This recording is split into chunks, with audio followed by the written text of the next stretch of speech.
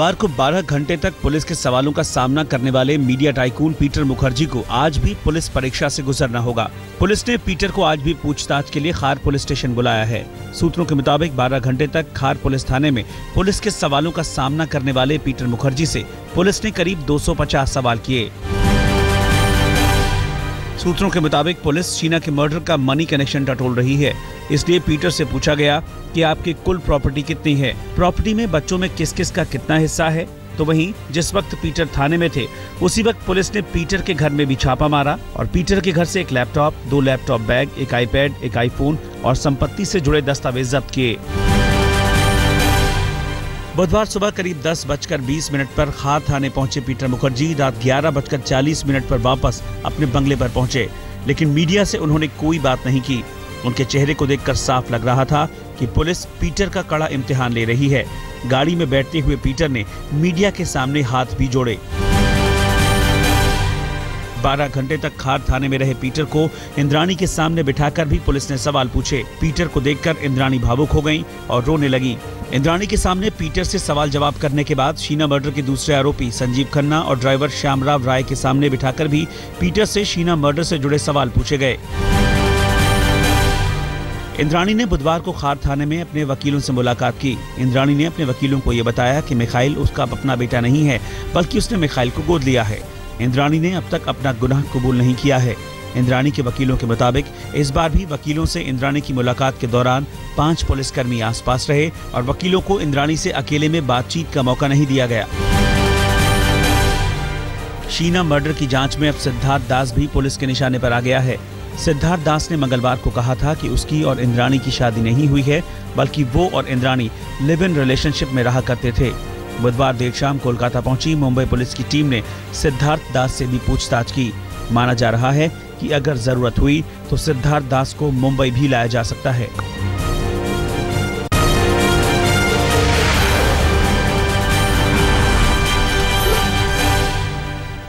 दिल्ली में चल रही बीजेपी और संघ की समन्वय बैठक का आज दूसरा दिन है। बैठक में आज सामाजिक और सांस्कृतिक मुद्दों पर चर्चा होगी। आरक्षण के मुद्दे पर भी चर्चा हो सकती है। हालिया सुर्खियों में आए पटेल आरक्षण के मुद्दे के अलावा जम्मू कश्मीर सरकार, धारा 370, शिक्षा, आंतरिक सुरक्षा और पाकिस्तान से संबंधों पर भी बैठक में चर्चा होगी। संघ और बीजेपी की समन्वय समिति की बैठक के पहले दिन केंद्र के कई मंत्री शामिल हुए। सूत्रों के मुताबिक मोदी सरकार की आर्थिक नीति से संघ नाखुश है।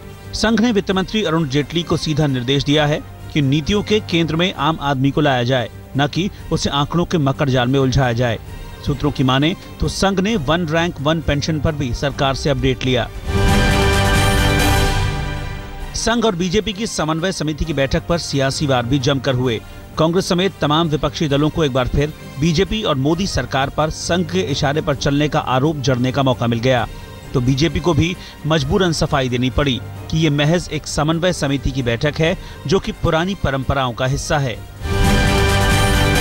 बिहार चुनाव से पहले और जिस तरह का देश में माहौल बना हुआ है उस सबको मद्देनजर रखते हुए ये सरकार राष्ट्रीय स्वयंसेवक संघ के इशारों पर नाच रही है। लगातार चलने वाली एक प्रक्रिया है, एक समन्वय की चिंतन की प्रक्रिया संघ में अनेक अन्य परिवार संगठनों के साथ लगातार चलता है। संघ के अलावा 15-16 संगठनों के पदाधिकारी है, उसमें भाजपा के भी प्रतिनिधि है, उनमें कुछ मंत्री जरूर है, पर यहाँ न कोई सरकार की समीक्षा हो रही है, न सरकारी कार्यक्रमों पर चर्चा हो रही है। 1 रैंक 1 पेंशन के मुद्दे पर पूर्व सैनिकों और सरकार ने अपने बड़े मतभेद सुलझा लिए हैं। सूत्रों के मुताबिक सरकार और पूर्व सैनिकों के बीच पेंशन के मामले में सहमति बन गई है। पूर्व सैनिकों ने अब हर साल पेंशन बढ़ाने की मांग छोड़ दी है और हर 3 या 5 साल में पेंशन की बढ़ोतरी की मांग को मान लिया है। वहीं जवानों और अधिकारियों के बीच 2 फाड़ कर सरकार को बीच का रास्ता मिल गया है। 1 रैंक 1 पेंशन कब से लागू किया जाएगा, इस पर भी सहमति बन गई है। अपने देशवासियों को ये बताना चाहता हूँ, हम ग्रीडी नहीं हैं।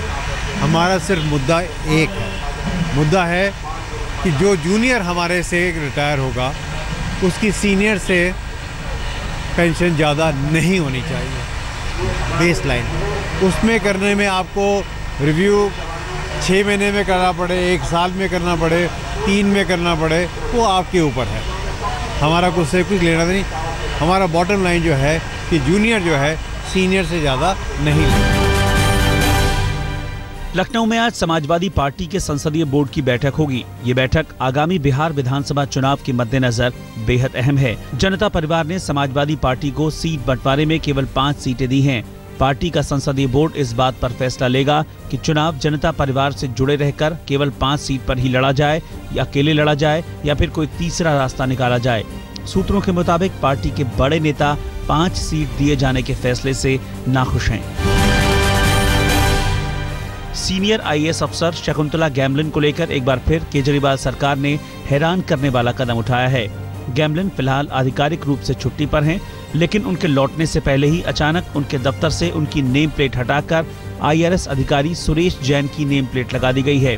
दफ्तर का प्रभार भी सुरेश जैन ही संभाल रहे हैं।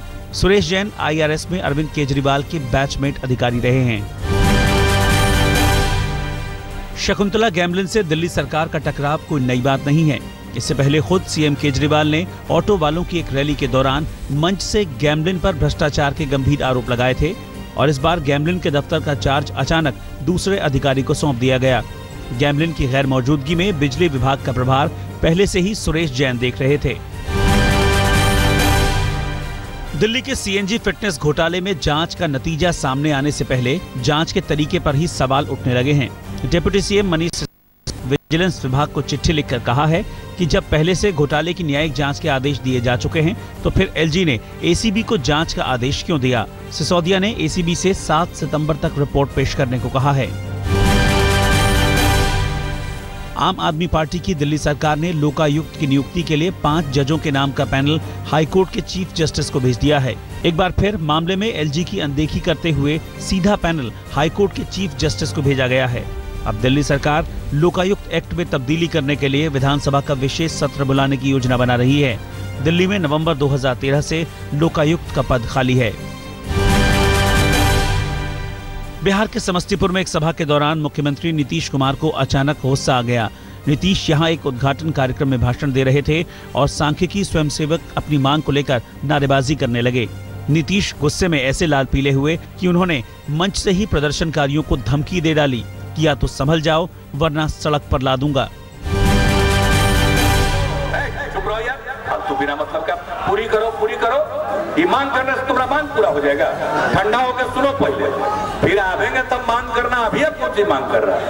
आप लोगों के पैनल को डिसॉल्व करने का प्रस्ताव मेरे पास आया हुआ था। हम ही रोक दिए। नीचे करो, नहीं तो जाके दस्तखत कर देंगे, कहीं सड़क पर आ जाओगे टहलते हुए, समझे ना। कांग्रेस उपाध्यक्ष राहुल गांधी 2 दिन के लिए उड़ीसा के दौरे पर रहेंगे। उड़ीसा में राहुल के दौरे का कार्यक्रम 10 और 11 सितंबर का है। उड़ीसा में राहुल कांग्रेस कार्यकर्ताओं से मुलाकात करने के अलावा एक रैली को भी संबोधित करेंगे। वहीं राहुल गांधी का कार्यक्रम उड़ीसा में पदयात्रा निकालने और उड़ीसा के बारगढ़ में खुदकुशी करने वाले किसान के परिवार से मिलने का भी है। पंजाब कांग्रेस में बड़े फेरबदल की आशंका है। सूत्रों के मुताबिक पंजाब कांग्रेस के अध्यक्ष प्रताप सिंह बाजवा की जगह नया अध्यक्ष जल्द ही बनाया जा सकता है।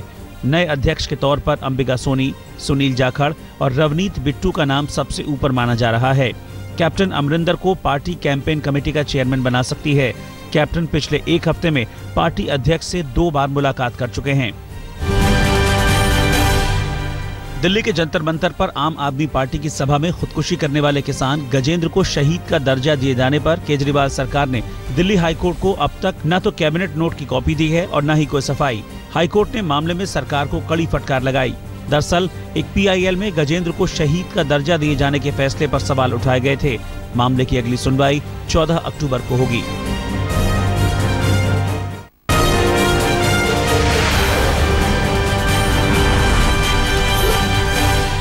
रफियाबाद एनकाउंटर खत्म होने के कुछ ही घंटों बाद सेना की उत्तरी कश्मीर के हरद्वारा में आतंकियों से मुठभेड़ शुरू हो गई। अब से कुछ देर पहले खत्म हुई मुठभेड़ में सेना ने 4 आतंकवादियों को मार गिराया। मुठभेड़ में सुरक्षा बलों का एक जवान भी शहीद हो गया। शहीद जवान पैरा यूनिट 9 का था।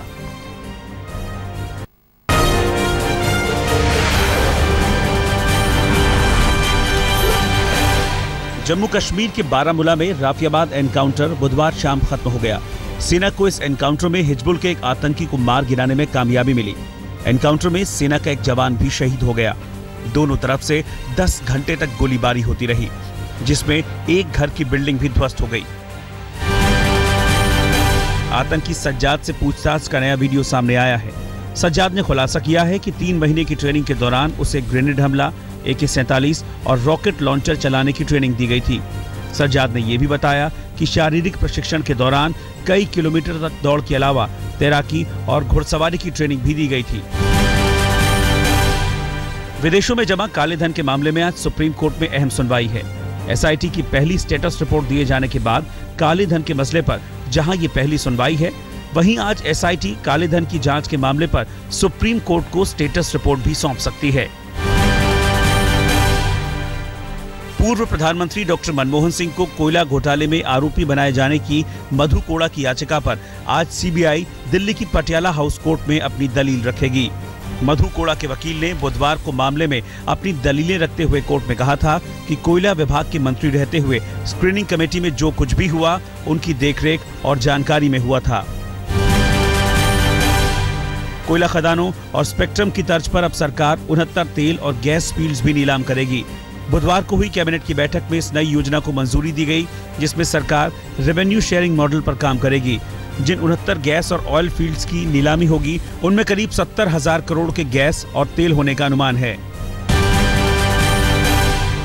दालों की बढ़ती कीमतों को काबू में लाने के लिए सरकार 5,000 टन तूर दाल और 5,000 टन उड़द की दाल आयात करेगी।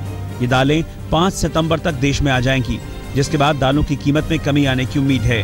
वहीं बुधवार हुई कैबिनेट की बैठक में राज्य संचालित एजेंसियों MMTC, PEC, STC और नेफेड को साल 2006 से 2011 के बीच दालों के आयात पर हुए नुकसान की भरपाई के लिए 113 करोड़ 40 लाख रुपए देने का फैसला लिया गया है।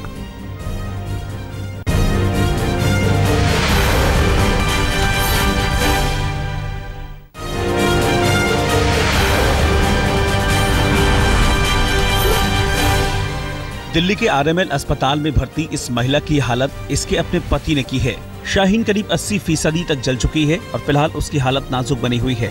शाहीन के परिवार वालों के मुताबिक शाहीन का पति जुआ खेलने के लिए उससे 500 रुपए मांग रहा था और इनकार करने पर पति ने उसे जिंदा जला दिया।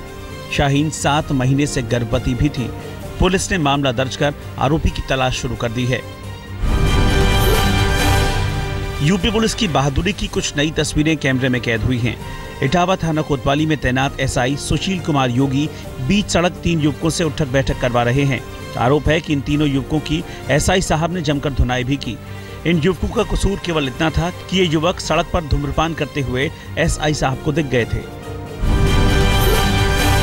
जिस बच्चे का इलाज डॉक्टर कर रहे हैं, इसकी उम्र महज 1 दिन है। ये नवजात रुई में लिपटी हुई सड़क के किनारे कुछ राहगीरों को दिखाई दी, जिन्होंने पुलिस को खबर दी और बच्ची को अस्पताल पहुंचाया गया। पुलिस ने मामला दर्ज कर बच्ची के मां बाप की तलाश शुरू कर दी है, लेकिन अब तक कोई कामयाबी नहीं मिली है। कानपुर में पिछले 6 महीनों में लावारिस हालत में नवजात बच्चों के मिलने का ये चौथा मामला है।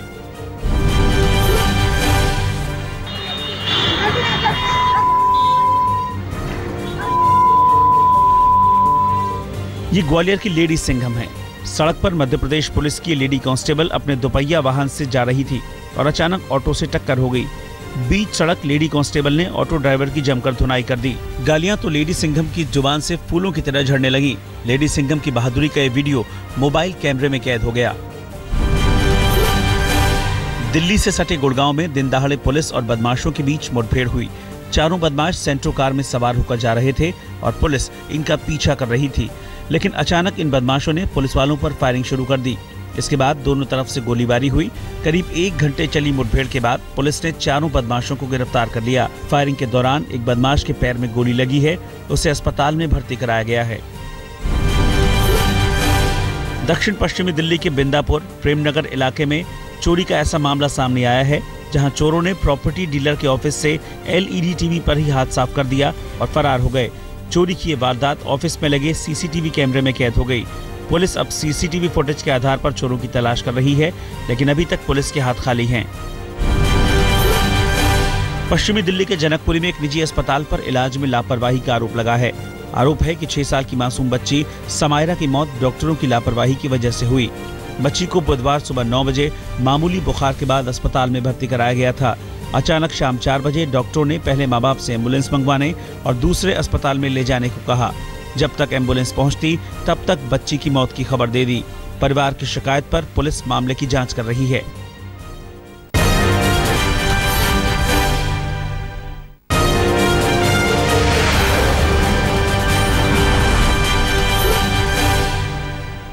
श्रीलंका के खिलाफ सीरीज जीतने के बाद टीम इंडिया की आईसीसी टेस्ट रैंकिंग में उछाल आया है। रैंकिंग में टीम इंडिया 5वें नंबर पर पहुंच गई है। दक्षिण अफ्रीका के खिलाफ अगर टीम इंडिया सीरीज जीतने में कामयाब होती है तो टीम इंडिया टेस्ट रैंकिंग में दूसरे पायदान पर पहुंच जाएगी। श्रीलंका में डंका बजाने के बाद भारतीय टीम घर लौट आई है। कप्तान विराट कोहली और टीम डायरेक्टर रवि शास्त्री मुंबई पहुंचे तो अश्विन अपने घर चेन्नई लौटे। देर रात रोहित शर्मा और अजिंक्य रहाणे भी मुंबई पहुंच गए। श्रीलंका के ऑफ स्पिनर थारिंदु कौशल का बॉलिंग एक्शन शक के घेरे में आ गया है। भारत के खिलाफ तीसरे टेस्ट के बाद कौशल के गेंदबाजी एक्शन को लेकर रिपोर्ट आईसीसी को दी गई है। अब कौशल को 14 दिन के अंदर आईसीसी की निगरानी में बॉलिंग एक्शन का टेस्ट देना होगा। हालांकि जब तक नतीजा नहीं आता तब तक उनके खेलने पर कोई रोक नहीं लगेगी।